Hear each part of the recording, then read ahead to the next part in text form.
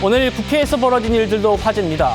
배드민턴 안세영 선수의 그 작심 발언과 관련해서 문체부 장관 또 대한체육회장이 국회로 불려 나왔는데요.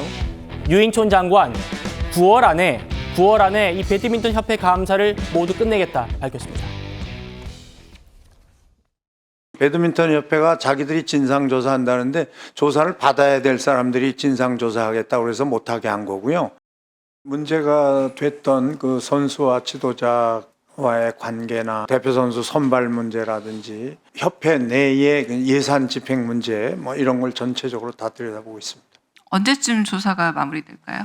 예정은 9월 안에 끝내는 걸로 돼 있습니다만 네. 가능하면 끝나는 대로 바로 거기에 대한 결과 발표를 하도록 할 생각입니다. 네. 홍상희 평론가님, 지금 협회가 자체 진상조사단 꾸렸잖아요. 그리고 제대로 조사가 안 돼가지고 지금 중단된 상태인데 앞으로 한 달 내에 9월에 모두 마치겠다 이렇게 얘기했어요. 가능하다고 보세요? 가능하지 않을까라는 생각이 듭니다. 왜냐하면 사실 문체부의 조사, 그리고 대한체육회 조사, 배드민턴협회 조사 이렇게 세 가지로 나눠져 있지 않았습니까? 그러니까 한 가지 사안을 두고 지금 세 개의 단체에서 조사가 만약에 이루어진다고 한다면 그 조사 결과에 대해서도 사실 국민들이 신뢰하기가 어렵지 않았을까 이런 생각을 해봅니다. 그런 상황에서 뭐 문체부가 주도적으로 조사를 한다면 이 내용 자체가 상당히 파악하기 어려운 내용은 아니지 않겠습니까? 네. 그렇기 때문에 유인촌 장관도 이 조사에 대해서 어느 정도 자신감이 있기 때문에 9월 내에 끝낼 수 있다 이렇게 답변을 한 것으로 보이고요. 그렇군요. 지금 안세영 선수가 주장을 한 내용을 보면 일단 선수 관리 부실했다라는 내용을 가장 먼저 폭로하지 않았습니까? 예. 그 이유가 이제 개인 스폰서와 관련된 부분 자유롭게 풀어달라. 이 부분에 대해서 주안점을 두고 조사를 하는 것에는 그렇게 시간이 오래 걸릴 것 같아 보이지는 않습니다. 그렇군요.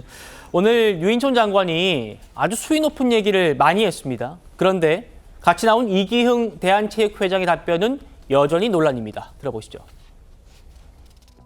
지금 대한체육회를 비롯해서 한국의 체육계가 여전히 19세기적인 관행에 선수들만 21세기에 와 있는 게 아닌가 싶습니다.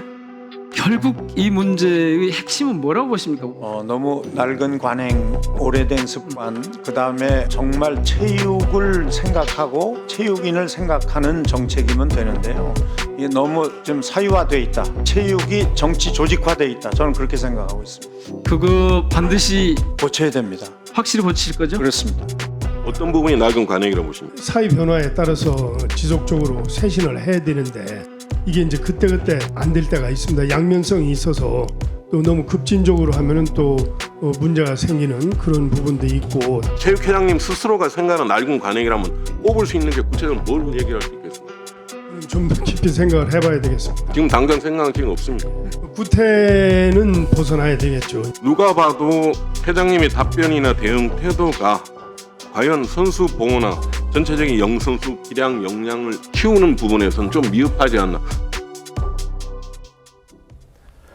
박상수 대변인님, 지금 유인촌 장관이 체육회가 정치 조직화돼 있다라고 하니까 옆에서 있던 이기흥 대한체육회장이 여당 의원으로부터 낡은 관행이 뭡니까 들으니까 생각나는 게 없대요.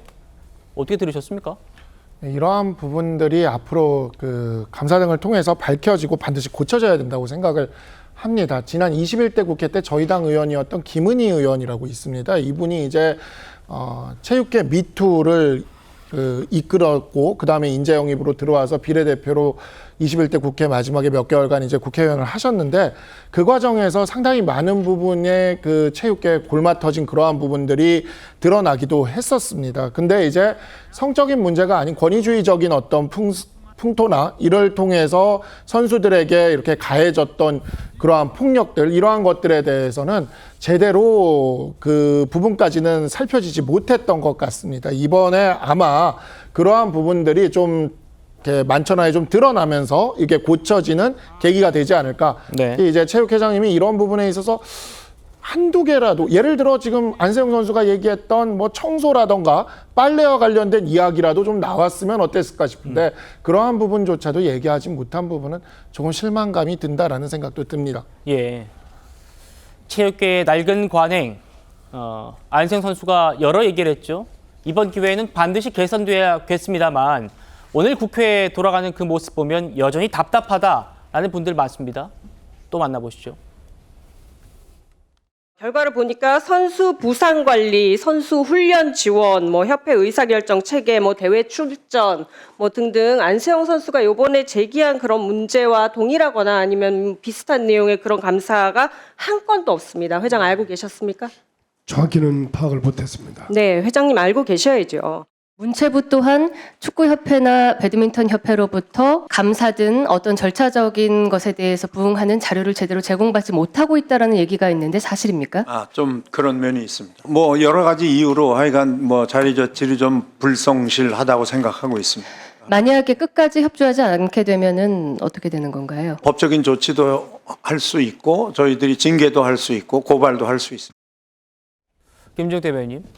대한체육회가 2022년부터 이 배드민턴 협회를 감사했는데도 정작 안세영 선수가 지적한 그 문제를 파악하지 못했고 또 협회가 문체부의 감사 자료 제출도 불성실하고 임하고 있다. 이렇게 지금 드러났습니다.